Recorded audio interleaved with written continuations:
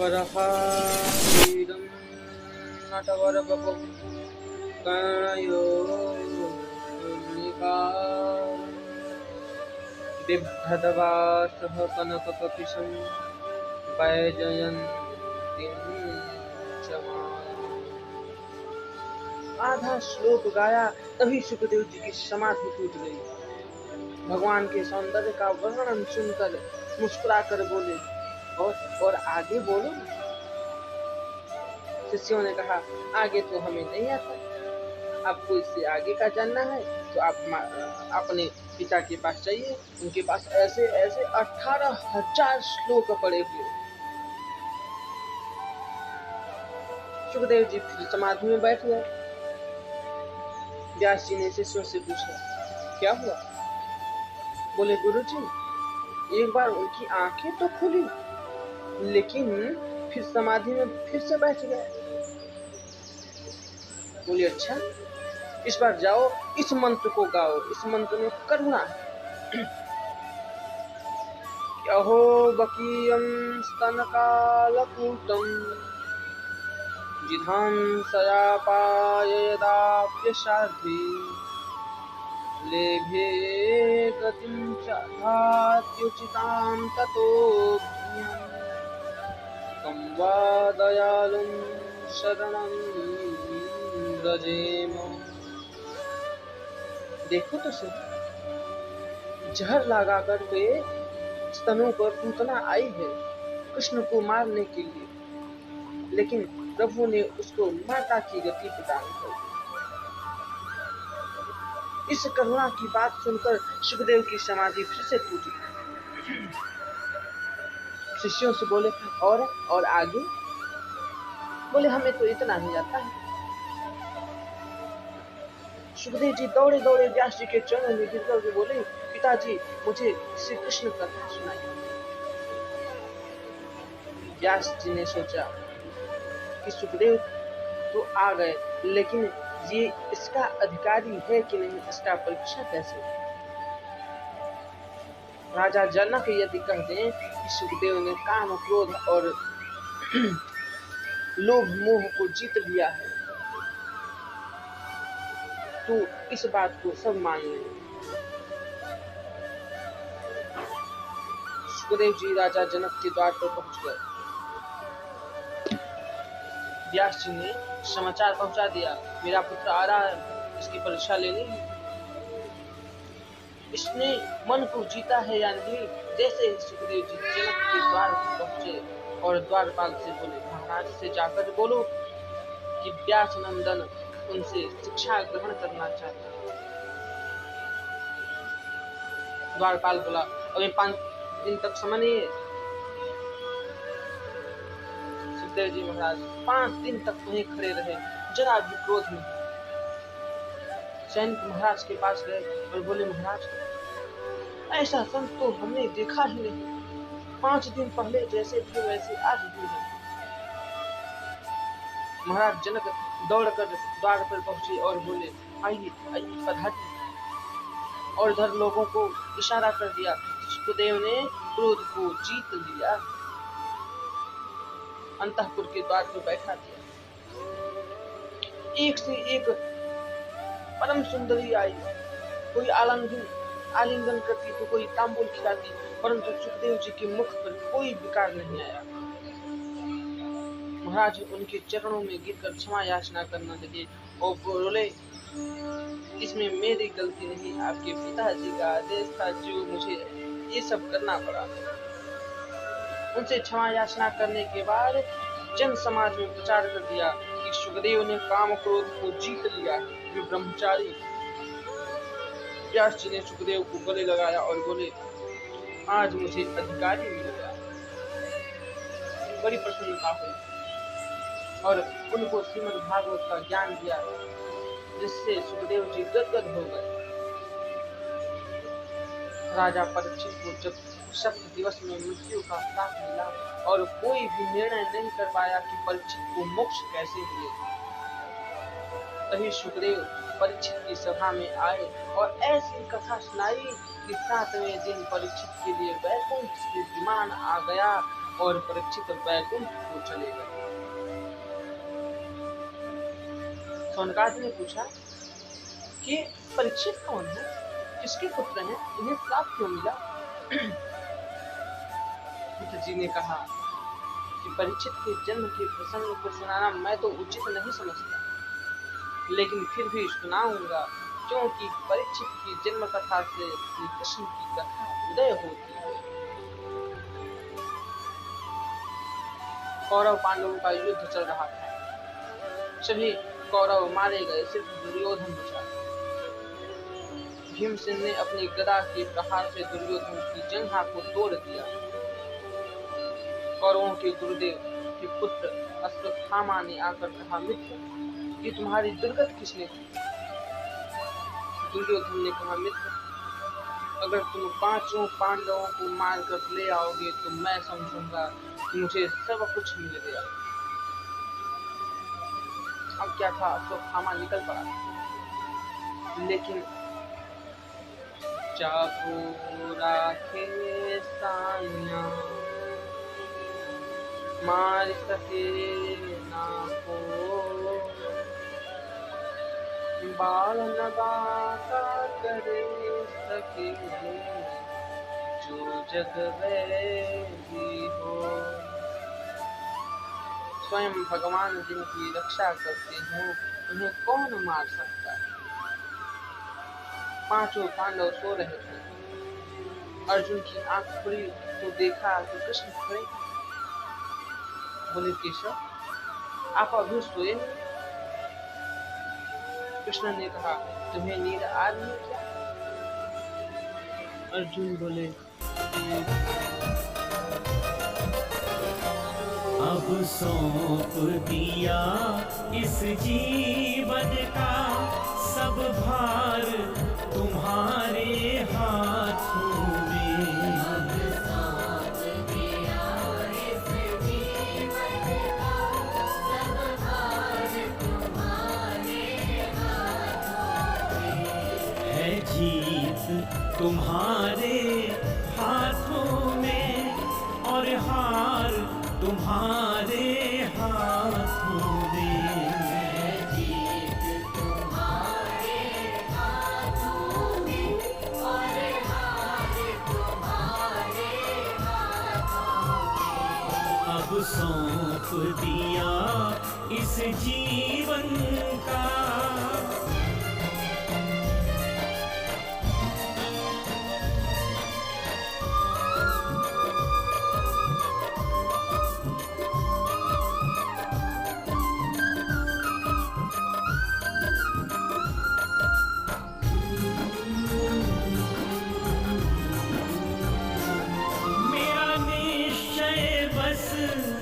एक यही, एक बार तुम्हें पा जाऊं मैं।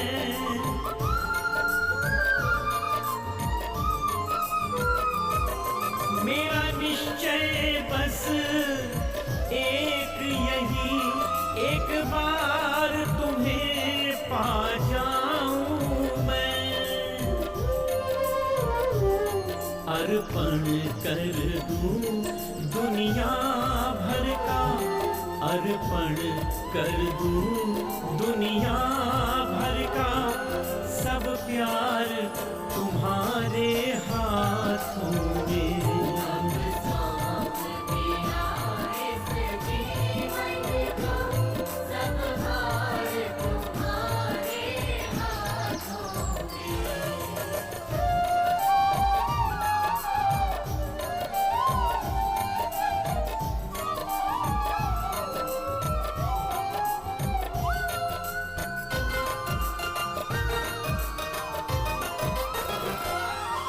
जो जग में रहूं तो ऐसे रहूं, जो जल में कमल का फूल रहे।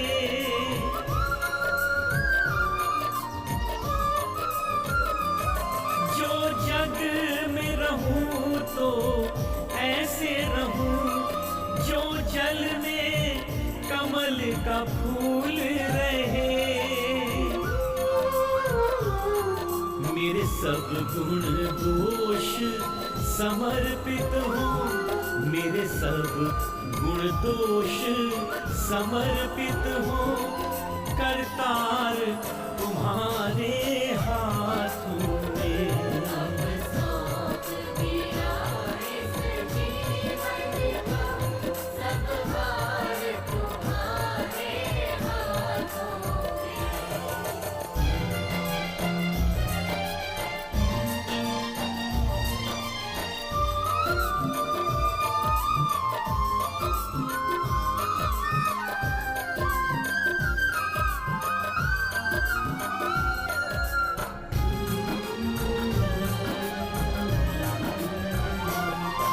यदि मानव का मुझे जन्म मिले तो तब चरणों का पुजारी बनूं।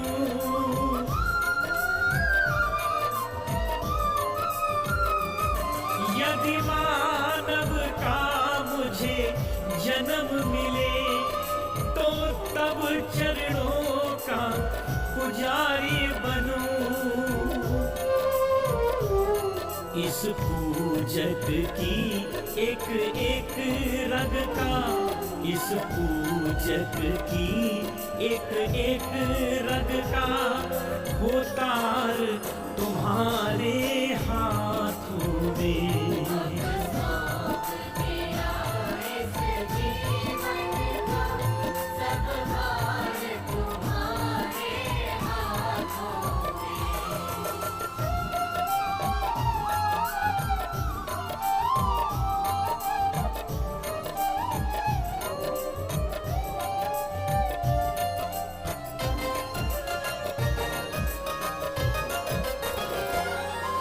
जब जब संसार का कैदी बनूं, निष्काम भाव से कर्म करूं।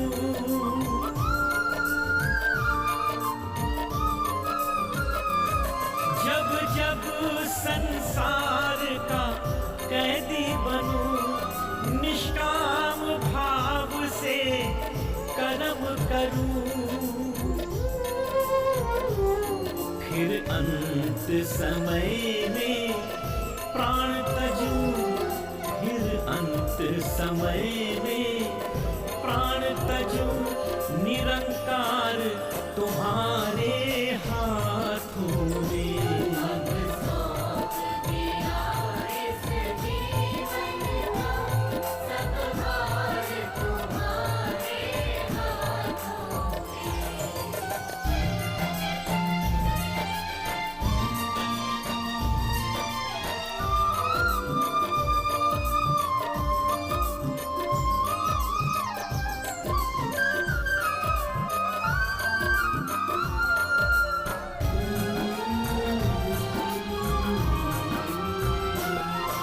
मुझ में तुझ में बस भेद यही, मैं नर हूँ तुम नारायण हो।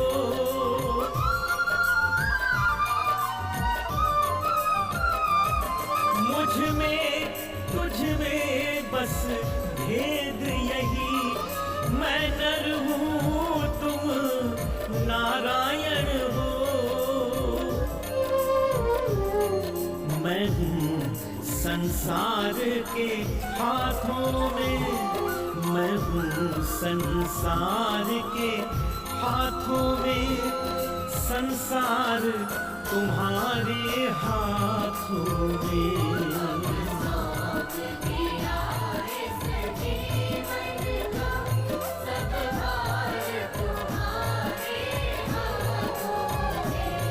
है जीत तुम्हारे हाथों में और हार तुम्हारे हाथों में।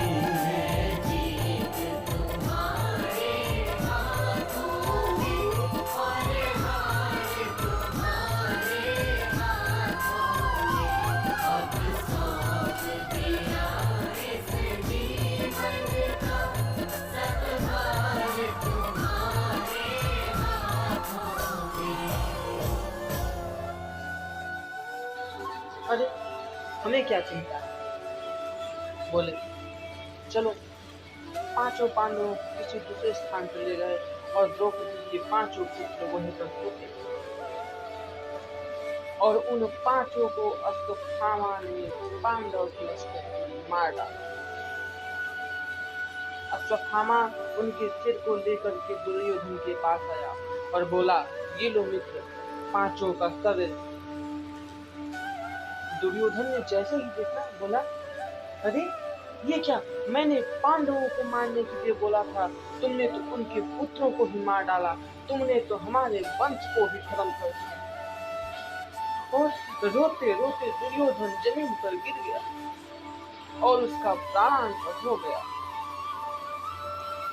द्रौपदी बिलख रही है, विलाप कर रही है कि क्या बिगाड़ा था मेरे पुत्रों ने, क्यों मार डाला, सोते हुए बच्चों को मार डाला। चारों तरफ लाखों लोग इकट्ठा हैं। अर्जुन ने द्रौपदी को रोकते देखकर धनुष बाण लिया और बोले, देवी, तुम्हारे पुत्रों को मारने वालों को मैं नहीं छोड़ूंगा। गांडीव हाथ में लेकर के मारने को दौड़े। अश्वत्थामा ने देखा कि अर्जुन हमें तो मार ही देगा, अपना ब्रह्मास्त्र चला दिया। ब्रह्मास्त्र को आता देख अर्जुन कृष्ण के चरणों में गिर गए और बोले, कृष्ण कृष्ण महाबाहो भक्तानां भयंकर त्वमेको दह्यमानानां अपवर्गोऽसि संसदे। हे केशव, मुझे बचाओ, ये ब्रह्मास्त्र मुझे भस्म कर देगा। प्रभु बोले, क्यों डरते? अरे विषस्य विषमौषधि, कभी कभी विष की दवा विष ही होती है अर्जुन। प्रभु का इतना कहना था कि अर्जुन ने भी ब्रह्मास्त्र चला दिया। दोनों आपस में टकराकर शांत हो गए। अर्जुन दौड़कर अश्वत्थामा के केस पकड़कर खींचकर ले आए और बोले, देवी, इस दुष्ट को पकड़कर लाया हूँ, बोलो कैसे मारा जाए। द्रौपदी ने कहा कि मुच्यताम ब्राह्मणो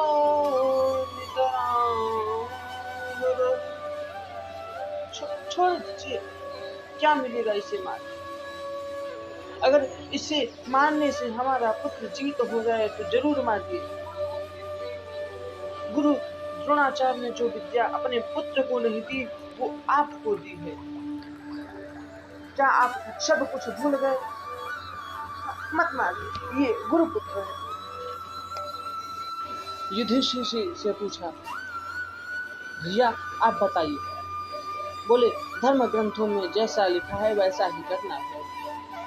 भीमसेन बोले, तुम नहीं मारोगे तो मैं मार दूंगा, लेकिन इसे मारना ही मारना। नकुल सहदेव ने कहा, हाँ, इसे मारना ही चाहिए। मेरे प्रभु द्वारकाधीश शांत तक खड़े हैं। अर्जुन कृष्ण के चरण पकड़कर बोले, प्रभु मार्गदर्शन कीजिए। देखिए, बहुत सुंदर बात कही भगवान कि ब्रह्म बंधुर्न हन्तव्य आतताइव धार्हण मयैवो भयमाम्नातं परिपह्यन् शासनम्। अर्जुन, ब्राह्मण चाहे कोई भी हो उसे मारना नहीं, और बाल हत्यारा चाहे कोई भी क्यों न हो उसे छोड़ना नहीं। अर्जुन क्या करे? लेकिन फिर भरी सभा में अश्वत्थामा की आधी दाढ़ी मुड़ दी, आधे सिर के बाल काट दिए और सिर से मणि निकाल करके धक्का दे करके बाहर निकाल दिया।